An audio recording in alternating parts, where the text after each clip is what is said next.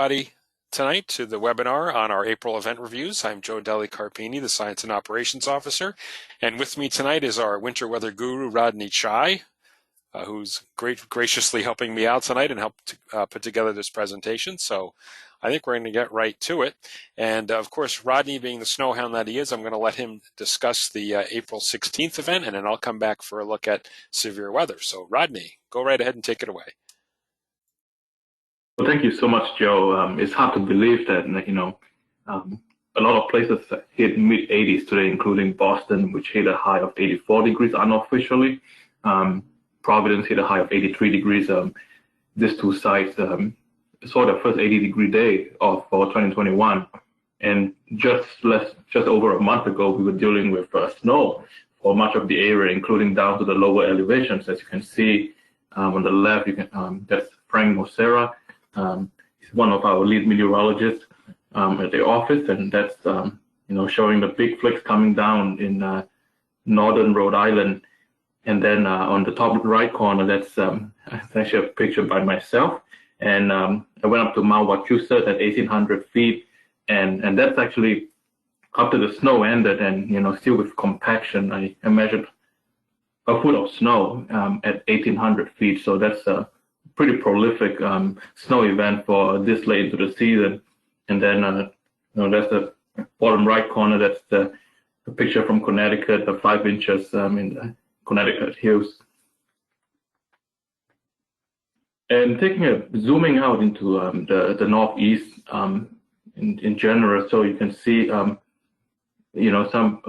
very impressive totals into New Hampshire and Vermont. Asheville coming up at 10 inches, and even into New York State, they have picked up parts of upstate New York picked up half a foot of snow. So so you can see that some of the totals, like Rowe, East Hawley, and Franklin County, those are 1,500 to 2,000 feet. So you can see the elevation dependence, but elevation does not tell the full story, because the snow did come down to the lower elevation, like in Ludlow and in Hampton County, and even in Middlesex County, Cambridge coming in at 1.6 inches. So, so it's a very impressive event in overall. And taking a look at the weather map, surface map that morning, Friday, April 16, you can see a strong low pressure system, sub 1,000 millibar low pressure, located near Nantucket, and so this kind of gives you a hint. We talk about some of you who follow our forecast discussion. We talk a lot about the 70-degree west, 40-degree north benchmark, and clearly Nantucket is well inside the benchmark. And usually you want a low pressure system to track right over the benchmark to produce accumulating snowfall on the I-95 corridor from Providence to Boston. So in this case, this is an inland runner, and and you can see from the snow totals, Cambridge picked up almost 2 inches of snow. So for a late season event, and for the low pressure to track inland, which kind of suggests it is a warmer system, so how on earth did it manage to snow all the way to the coast? So we'll take a closer look. And this is on the bottom right corner. That's actually a picture from Eric Fisher, and that's actually showing the eye of the storm somewhere over the Cape. And you can see from this satellite image, this is actually the day cloud phase satellite image, and it is an enhancement of the visible satellite. It shows you some of the higher cloud tops depicted by orange, and blue represents lower cloud tops. And you can see just the center of circulation kind of just tracking over the outer Cape, and when you can see an eye like this, it shows you that the system is very strong and dynamic, and the fact that it snows all the way to the coast has a lot to do with the shear dynamics of this system.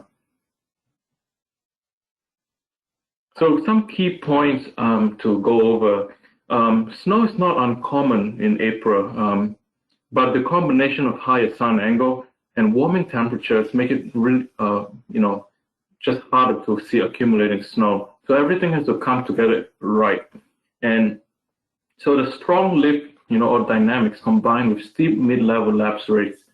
So lapse rates, for those of you who are not familiar with the term, it's basically the rate at which temperature decreases with height, and also deep moisture as well. So all this coming together helps to generate widespread precipitation. And when you have strong lift, that allows the atmospheric column to cool, and that results in snow, rain changing over to snow, especially over the higher elevations. And taking a look at the top 10 snow events for our fall climate sites, and that's just restricting it to the second half of April. So on the left is Boston. You can see, snow is not that uncommon, but to really see over an inch of accumulation is really not all that common for Boston. And likewise, on the right-hand side for Providence, just really only 4 events where you have an inch or more of accumulation. And looking at Worcester, the climate site's located at the Worcester Airport, which is at 1,000 feet elevation. So not surprisingly, Worcester actually saw more accumulating snowfall, including 15 inches in 1987. And then for Hartford, in the Connecticut River Valley, lower elevation, and likewise, very rare to see over an inch of accumulation. So some of the forecast challenges, this was a very challenging storm to forecast, and so some of the model guidance were very aggressive, and they showed significant accumulations even down to the lower elevations. And climatologically, that's again, that's not impossible, but you really need everything to come together in the right way. So it's a tall order to see significant accumulations. And unless, as forecasters, unless we have confidence in the ingredients coming together, we really do not have the confidence to go with those gung-ho amounts. And we believe that the atmosphere would be likely be too warm for snow to accumulate outside of the higher elevations. And as in you saw Worcester, I mean, they because of the 1,000 feet elevation, it see more accumulating snowfall than places like Boston, Providence, and Hartford.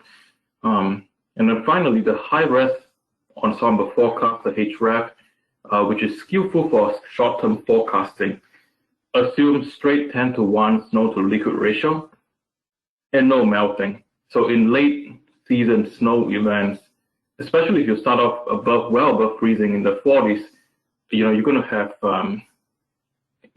there will be melting during the onset. So they kind of like waste the liquid to make snow. And, because the temperature is relatively warm, the snow to liquid ratio will usually be less than 10:1. So, the forecast amounts from the HREF would likely need to be reduced. And taking a look at the through the atmospheric column, and don't worry about how many things this graphics may be showing you, but what I really want you to focus on is the center of the low pressure system. So starting from 18,000 feet on the top left corner, going down to 10,000 feet, 5,000 feet, and the surface. Notice that if you overlay the graphics, it is a vertically stacked system. So the center of the low pressure at different altitudes would be kind of stacked on top of each other. And when we see this kind of a pattern, it suggests that it is a relatively slow moving system and what we call an occluded low pressure system. And when occlusion happens, it allows for cold air to be wrapped around the cyclone or the low pressure system. And that's why, some of you may recall being surprised to see the rain changing over to snow and even resulting in a slushy accumulation all the way to the I-95 corridor towards the tail end of this event. So, that's when the colder air gets wrapped around. And it doesn't matter whether you are lower elevation or higher elevation, it was cold enough to snow. And taking a look at some of the other ingredients for the dynamics. So what I really want to show you here is that, so on the top left corner, you see that closed-off low pressure system that suggests a strong low pressure system. And on the top right corner, that's where you see the wider colors, that's the what we call frontogenesis maximum, and that basically suggests a lot of lifting through the mid-levels of the atmosphere.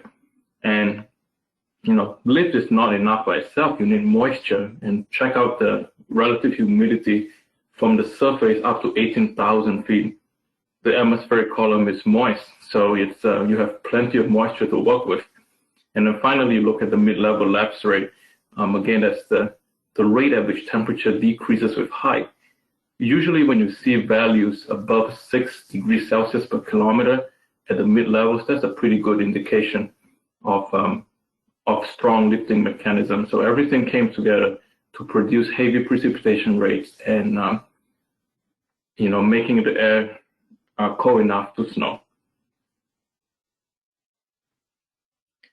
And this graphic basically, really shows you how the colder air gets wrapped around, and where you see the blue shading, that's sub-freezing temperatures, and the numbers you see are in Celsius. So 0 Celsius is 32 degrees Fahrenheit. And this is the temperature profile at 2,500 feet. And when you see, temperature of -2 Celsius or around 28 degrees Fahrenheit, at that elevation, it tells you that, it is going to be cold enough to snow at the surface. And check out how that colder air gets wrapped around in a counterclockwise fashion. That's basically, and then the sense, check out the sense of the kind of the bullseye of the low pressure. That's basically showing you, that's roughly equivalent to where the center of the occluded low is. So very dynamic system, and it allows the colder air to go all the way, come all the way to Boston. And hindsight is 2020. The NAM actually did nail the changeover to snow for eastern Massachusetts and Rhode Island during the wraparound phase. And it actually, showed the center of low pressure quite well, tracking over Nantucket and northward into Outer Cape. And what it did not get right, though, is the potential snow accumulation.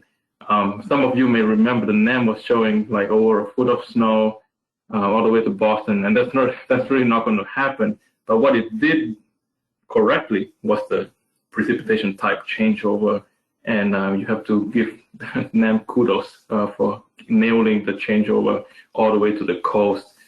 And again, once again, despite this system being an inland runner, well inside the 70-degree west, 40-degree north benchmark, the dynamics compensated for the marginal temperature to begin with, and resulted in snow all the way to Boston and Providence.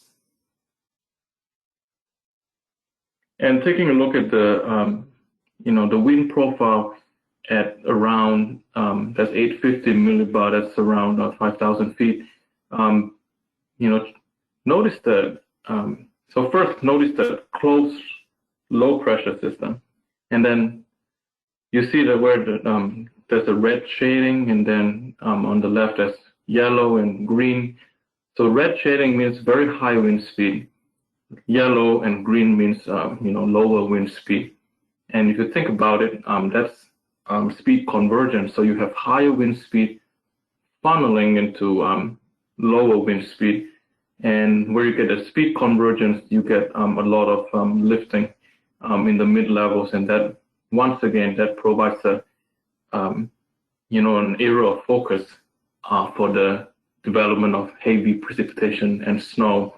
And some of you may remember that axis of heavy snow is actually over Worcester County. That's because that's basically the nose of that low-level jet, and enhanced by elevation.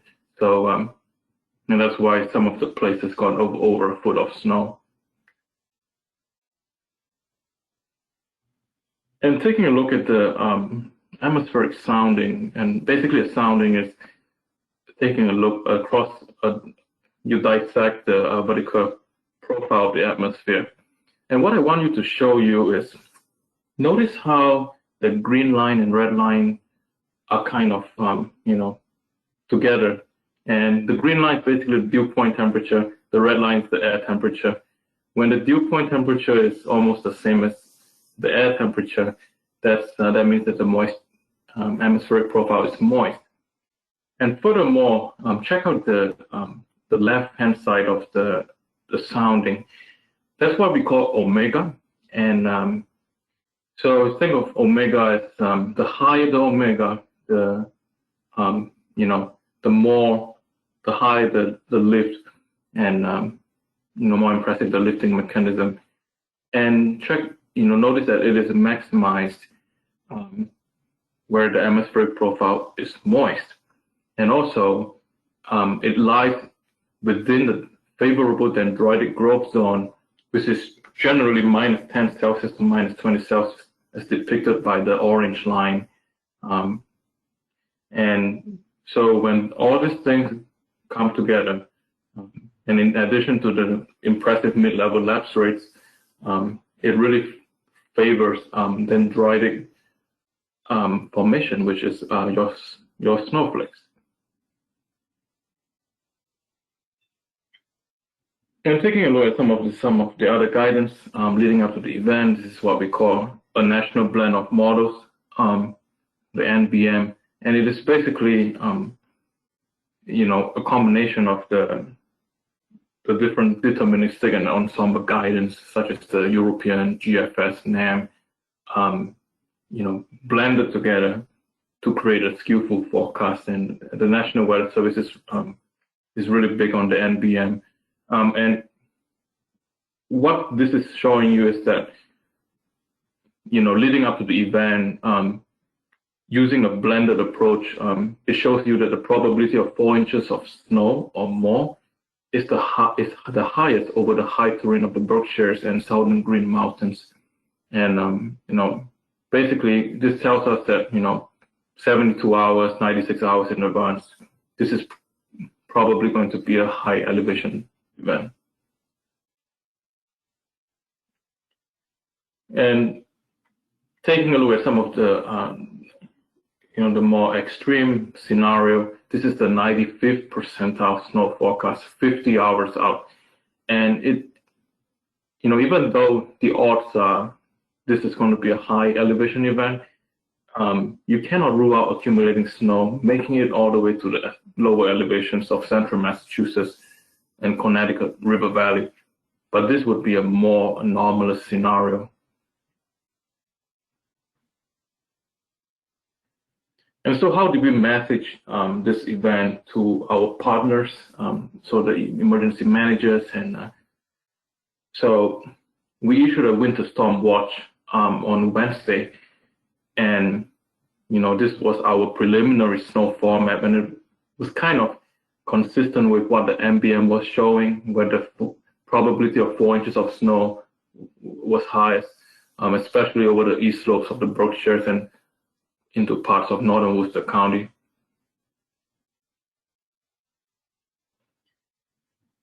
And then fast forward to Thursday, this was issued at 10 p.m., April 15.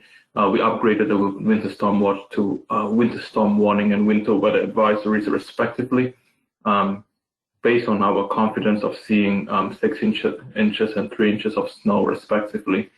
And where we had the winter storm warning, where it's over the Berkshires and northern Worcester County, and in as for the Connecticut River Valley, they were under winter weather advisory as well as part of the east slopes.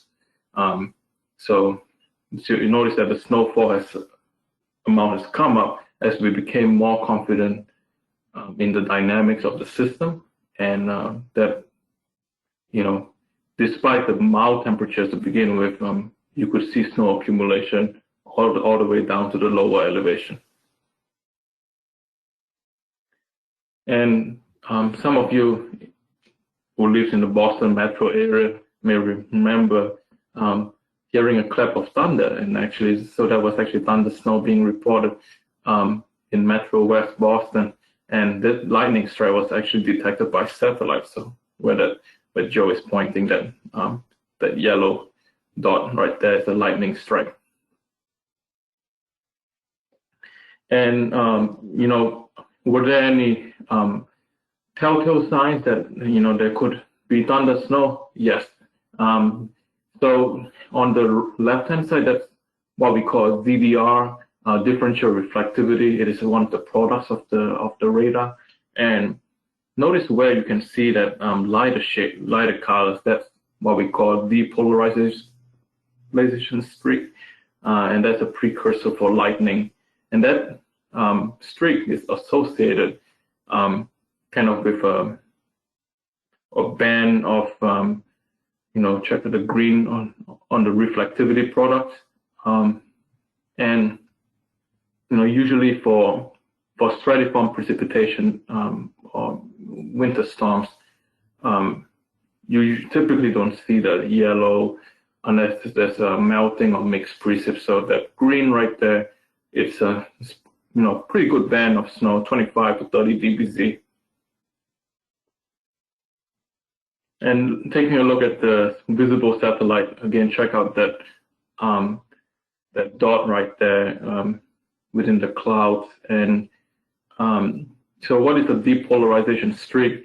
It basically helps to nowcast infrequent lightning in stratiform precipitation. So usually you don't get lightning in non-convective precipitation. So like right now we are in summer mode, so you get lightning is really not that infrequent, but it's much more infrequent in winter.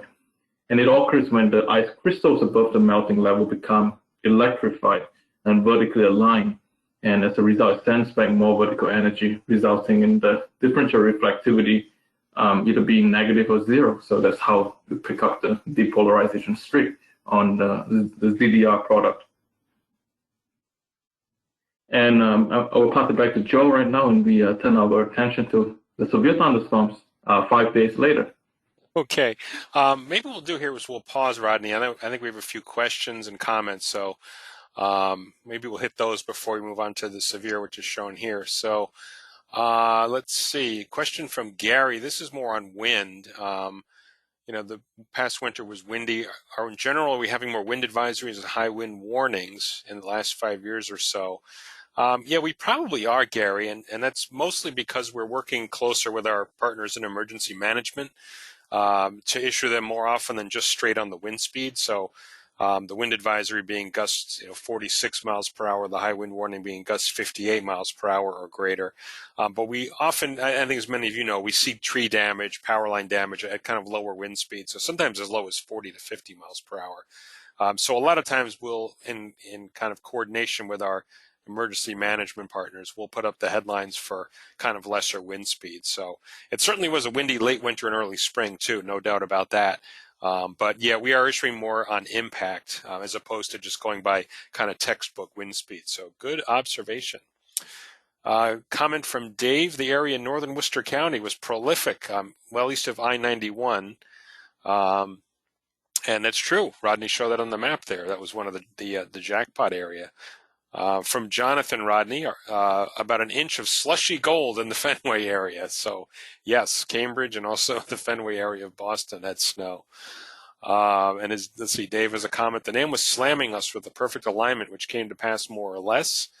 Rodney, I think I'd agree, except, we mentioned the old snowfall algorithms aren't always perfect, but I think it had all of the ingredients. I'm certainly correct in that case.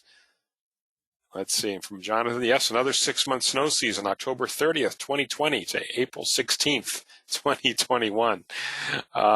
Let's see. From John, here's a question, Rodney, for you. If you don't know, I may be able to help you. Will future builds of the HREF have a dynamic snow to liquid ratio or maintain a static 10-to-1 ratio? I don't know if you've been up on that, Rodney. Yeah, Joe, I've not seen the closest thing I can think of is the Kuchera snow to liquid ratio, but that's not available in HREF as far as I know. Yes, So I think, eventually they may make that algorithm available, John, which is more dynamic. But for the most part, they just, typically use a 10-to-1. And the reason they do is not so much for forecasting, it's more to kind of feed other models, especially some of the longer range climate models and hydrologic models, just to kind of give them a guess. So it's kind of just 10-to-1 is a first shot. But yeah, Rodney, I think they will be looking at some of these other algorithms for future builds of the HREF. So hopefully they do, because it'd be really useful, I think, than going with the straight 10-to-1. Let's see. And Rodney, just a follow-up question. Was the speed convergence the primary mechanism for lift for this snowstorm? What do you think? yeah, I think Joe, I mean it's not everything, but it explained to a large extent why Worcester County got a jackpot in this. Notice like places like Rowe and East Hawley and the east slopes of the Berkshires. I mean, they got like 6 to 8 inches of snow, but remember the NBM was showing, it's really elevation dependent, and the Berkshires would get more than Northern Worcester County, but that was not the case. Northern Worcester County was the jackpot, and that had a lot to do with the speed convergence and where the nose of that low level jet was, and it was pointed towards Northern Worcester County, and given the higher terrain, there was a lift enhanced by the upslope, and that's why they ended up with some places over a foot of snow. Okay.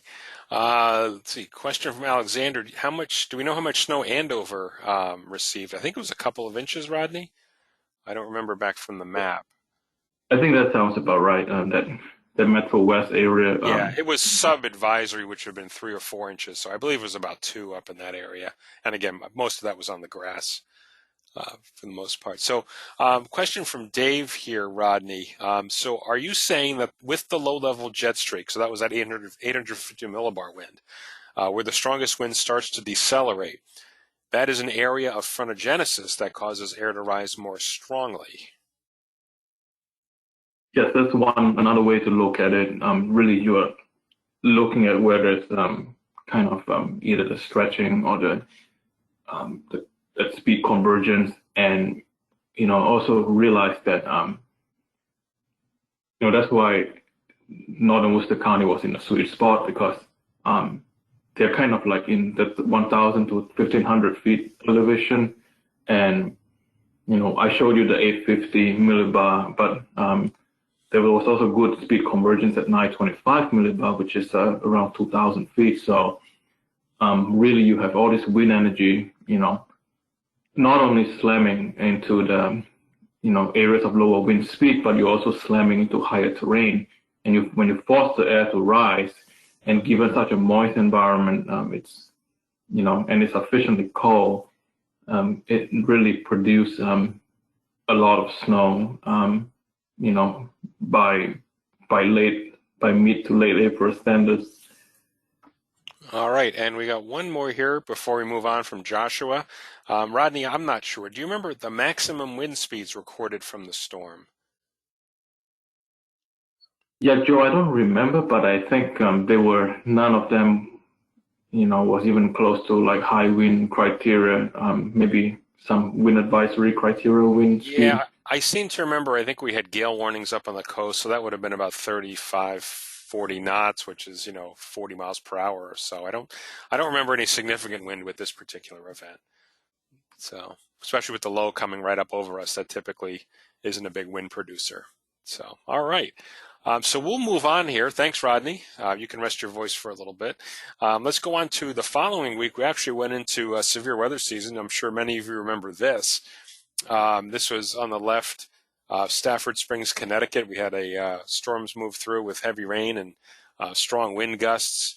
And you can see the damage reports here on the right from the Storm Prediction Center. A lot of wind damage from, the mid-Atlantic, Washington, D.C., up through Philly, New York, and into pretty much western New England. The damage kind of cut off over Worcester County. So this was one event I actually got to work. I felt like, Rodney, I was being called off the bench to come in and pinch hit, but I just happened to be assigned to the radar that day. But it was a good warm-up event for me for the upcoming season. So there were actually a couple of tornadoes that occurred the first one was along the New York-Connecticut border here in Amenia. And this was a brief EF1 touchdown, actually, with maximum winds of 100 miles per hour, path length just over a half mile here, and a maximum width of about 100 yards. And you can see the description here, briefly touched down, which essentially caused sporadic damage along the path length, some partial roof damage on one house, and actually a 2x4 and small branch driven into the side of the home. Some 9 out of 10 homes on Chanley Drive there sustained damage and then lifted up where the intersection of Mechanic Street and East Main Street, where it ripped the roof off a restaurant. So sporadic damage, but actually, pretty significant. So again, maximum winds estimated around 100 miles per hour, and this is just in the Hudson Valley in New York, so just to the west of Connecticut, and then just over the border. Connecticut, there was another tornado. This was an EF0 with winds of 85 miles per hour and a 1 mile path length with about 30 yards. And again, sporadic damage along its path, mostly down tree limbs, with a few hardwood trees snapped. And the interesting thing about this was the earliest tornado in the year on record in Connecticut. The previous occurred in Tolland County on April 26, 1961. So this was about 5 days earlier, so it actually set a record. And again, records go back to about 1950, so we're not talking through the 1800s or 1900s. This is only back to about 1950, but still, pretty shows you that April tornadoes are pretty rare in our part of the country. So a couple of tornadoes occurred just to the west of our area. Now the key points for this event. We had a strong cold front moving through, which produced a line of strong to severe storms attracting across southern New England. The main impact was damaging wind gusts and accumulating small hail, but we had those 2 tornadoes as well. But on the backside, it was so dynamic, meaning there was so much cold air rushing in behind and leftover moisture and instability. There was actually thunder snow in the Berkshires and Pittsfield, and temperatures plummeted from the 60s into the 30s. So we'll actually talk a little bit about that at the end. So Jonathan, our winter weather friend there, you'll like the end of this. So here was the setup. This was looking at about 2 p.m. that afternoon. And this is a pretty typical setup for severe weather here in the Northeast. We've got low pressure and a cold front approaching from the west, and we're in what's called the warm sector here. So behind the warm front, which is lifting north, you've got this warm and humid air mass in place across the region, and the low and the cold front coming across to give lift. And actually, it's no surprise that tornadoes occurred right where the low is. There's typically a lot of what's called low-level wind shear or low-level turning of the winds with height right around the low itself. So whenever you see these lows, especially in the later summer months, we always are a little concerned about tornado development. So that certainly worked out. But look at the temperature differences. Eastern Mass, we're in the 60s, around 70 in spots. Obviously cooler on the Cape and the islands with the onshore flow of the colder water. And 50s and 60s across the interior where it's already started raining at that point. But you can see that, behind the low and the cold front, it's in the 30s, 42 at Albany here, 37 up in Saratoga area, and 37 back in the Catskills. So the cold air certainly was rushing in, and it's not hard to find where the cold front is. So just the communication, this was a pretty well forecast event. We had an outlook out for the morning. We were in a slight risk, which means scattered severe storms possible in this area shaded in yellow, and more of a marginal threat farther to the east where we did expect it was going to be a little bit more stable, less energy for the storm. So really our area of focus was this area of eastern New York City, and points south up into western sections of Connecticut and Massachusetts, including the Springfield and Hartford areas as well, and mainly from about 2 to 8 p.m., which seemed to work out pretty well. So a severe thunderstorm watch was issued for the whole corridor that afternoon, as you can see here, going from the D.C. area up right through areas into southern New England. Usually, while we expected the main severe threat would be out to the west, we normally pad the watch a little bit just because of uncertainty. So in coordination with the Storm Prediction Center, we added Worcester County and pretty much all of Connecticut. Again, it just helps just in case something might sneak over a little bit. We don't want folks out here to be caught off guard. But really, once you get east of there into Boston, Providence, most of Rhode Island, there really was little to no threat of damaging thunderstorm winds or hail or even tornadoes. So let's take a look at a few of the charts here. These might be a little hard to see, so I'll explain them. We're looking at the NAM forecast. On the top left, this is instability. So the higher the number, the greater the instability. And obviously the shaded areas are the highest. And you can see that's down across New Jersey. But there is some instability poking up into Western Mass, Western Connecticut, and to a lesser degree, farther to the east. Rodney talks about the lapse rates. And of course, you see those here shaded. And these are pretty good. Normally, we don't really see great lapse rates in southern New England, but these are over 6-7 degrees Celsius per kilometer.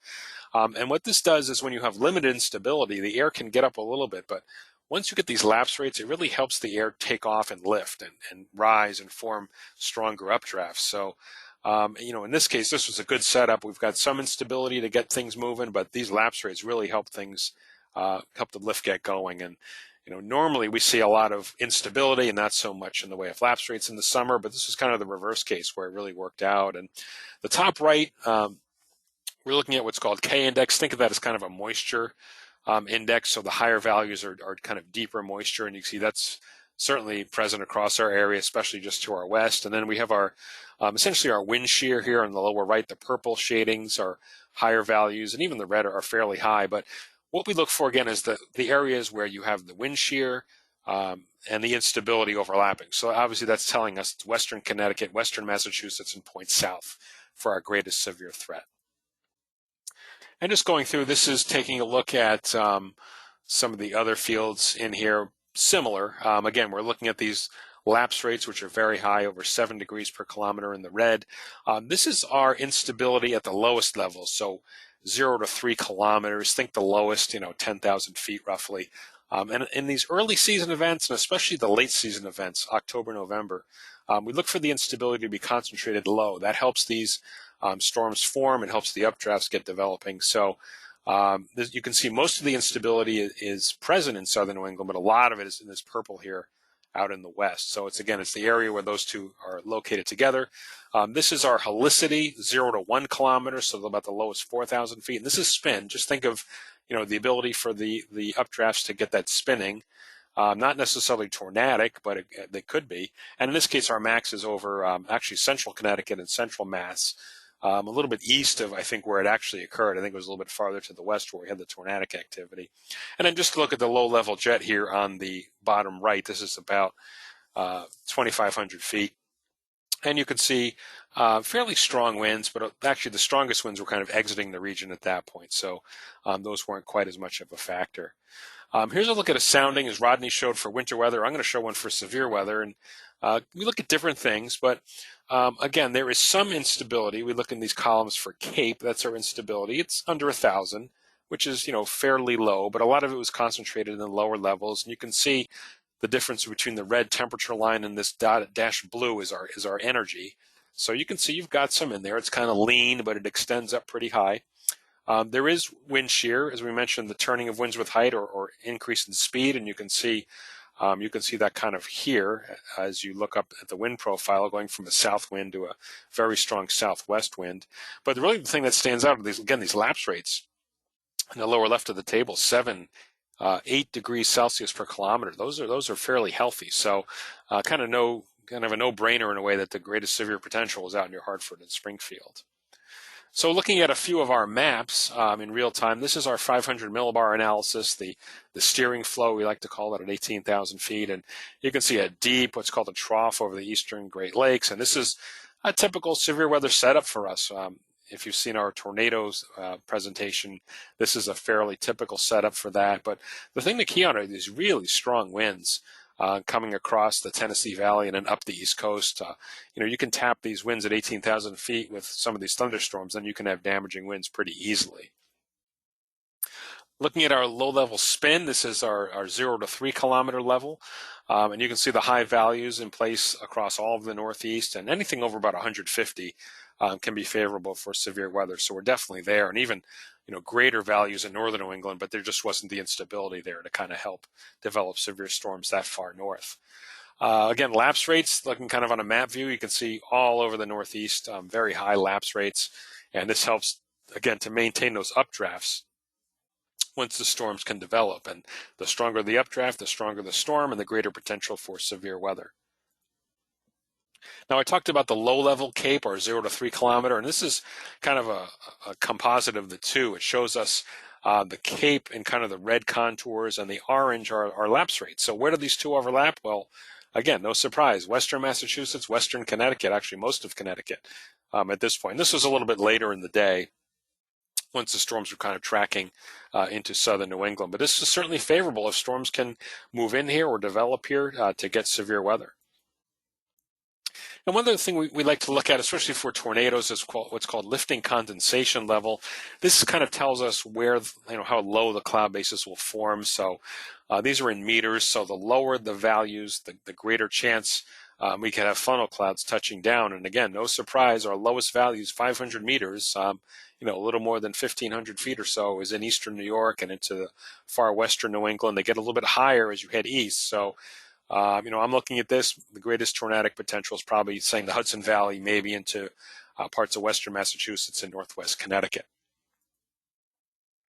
And another way of looking at the low-level CAPE and spin, this is what's called surface vorticity. Just think of it as spin. Again, these two are also overlapping over much of Massachusetts, especially western Massachusetts, maybe to Worcester County and the western kind of third of Connecticut in that rate, so, and down into New York City and points south. So again, this is highlighting our greatest potential for severe weather that afternoon. So let's take a look here at what happened.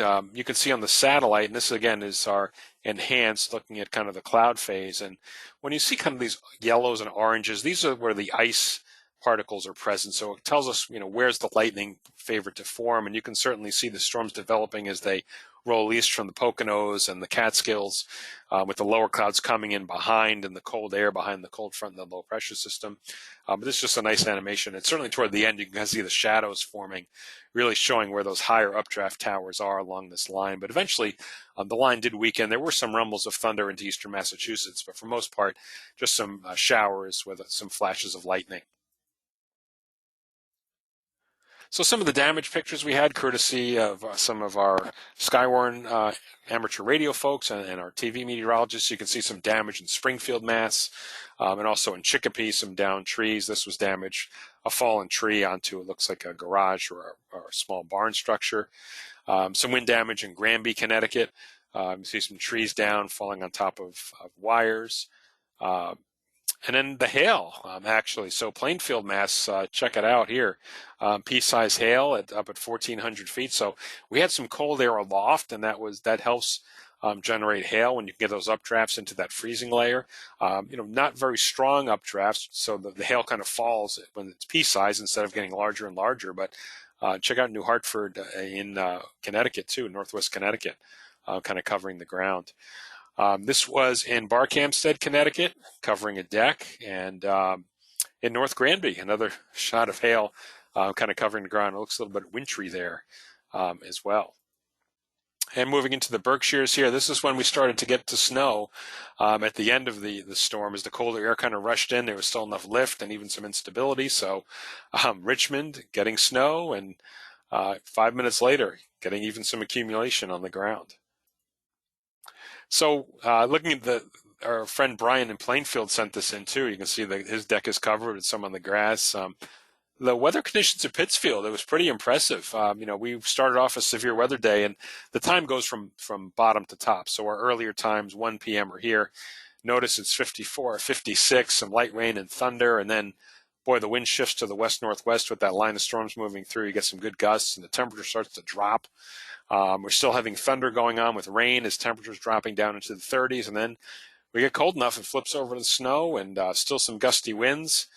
Visibility down to briefly a quarter mile here. Thunder, heavy snow showers. So pretty impressive system for April here. It's going from severe weather And this was, as Ryan Hanrahan noted, pretty sure the first time in Connecticut had a tornado warning followed by snow 3 hours later. So you can see Ryan on air, covering the tornado in Kent.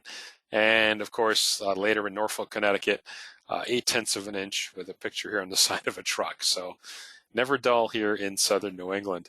And I can tell you from having worked the radar that day, it was interesting because we knew that the threat was pretty big in Connecticut, where we put up the warnings and we extended them up into Massachusetts. But I didn't pull the warning any further east, really into Worcester County. There were a couple of reports right on the edge, but for the most part, things behaved, and the weather, the storms weakened as they crossed into Worcester County. So that worked out pretty well.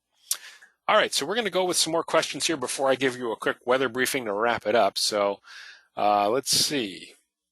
So Jonathan says, he had some snow squalls on 4/22 in Ogunquit, Maine, where he was vacationing. And yeah, Jonathan, you know where to pick them. You're kind of like Rodney. A few brief whiteouts. That's awesome. From Landon, on the sounding slide, what does the effective layer STP mean? And why is the bar labeled EF4 plus the largest?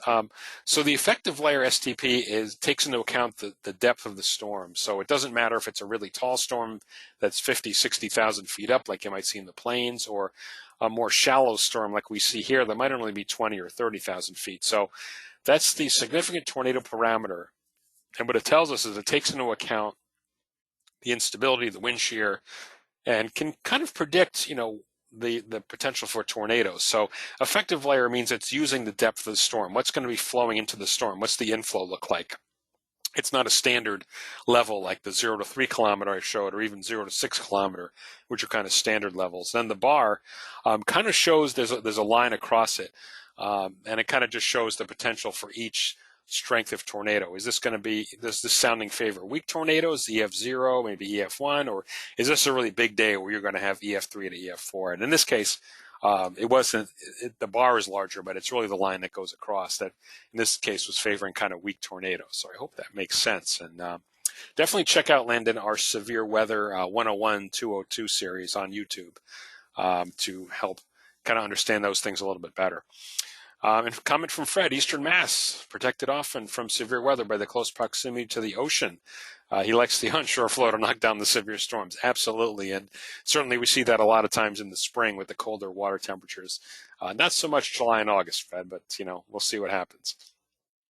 Another one from Landon, is there an approximate formula to calculate updraft speed, potential based on CAPE, lapse rate, or other factors? Actually, there are, Landon. I don't have it offhand. I think you might be able to find it, quick online search, or at least the Storm Prediction Center website. You might be able to find something there, but it definitely exists. You can kind of calculate the updraft speeds to help. So if you need any help, you can always shoot me an email too afterwards, Landon. From John, surprised how well these storms held together as they approached the coastal plain and cold ocean. Was this unexpected? Not entirely, John. I mean, again, we knew the severe threat was very low, but what happens is, as the low levels in eastern Mass, Rhode Island, near the coast were kind of more stable, as I mentioned, what happens is the storms go from being what we call surface-based, which is your typical storm, and that's what we had out in the western parts of the area, to becoming more elevated, meaning the bases really become elevated off the ground. You get lightning, you get some flashes of lightning, some thunder, but they're not capable of bringing strong winds to the ground. So the thunder actually, the bases of the thunder aren't at the ground level. They're more maybe a few thousand feet up. So that the instability was there aloft, it just wasn't down toward the surface, if that kind of makes sense. Hope that's not too confusing. And let's see. John mentioned in our previous webinar, Rodney predicted our first shelf cloud would occur April 29th. I forgot about that, John. And Rodney, you were right. So, hey, not bad. It was April 21st. Not bad, Rodney. And let's see, a question from our friend Nicholas, age 11. Were there any squall lines or microbursts embedded in these cells? This was kind of a smaller squall line. And yeah, the microbursts were the damage that we had in Connecticut and western Massachusetts, just pockets of wind damage as the winds kind of rush out from the storm. So yeah, these were kind of small, what I call not necessarily a big squall line like we had last May 15th, if you remember that. Kind of bows, line segments. These are kind of smaller versions of the squall line. But yeah, these were small scale microbursts where you have the wind kind of rushing out and causing damage. So Nicholas, good observation, buddy. hopefully we have a future meteorologist there. All right, so that is going to do it for our question session.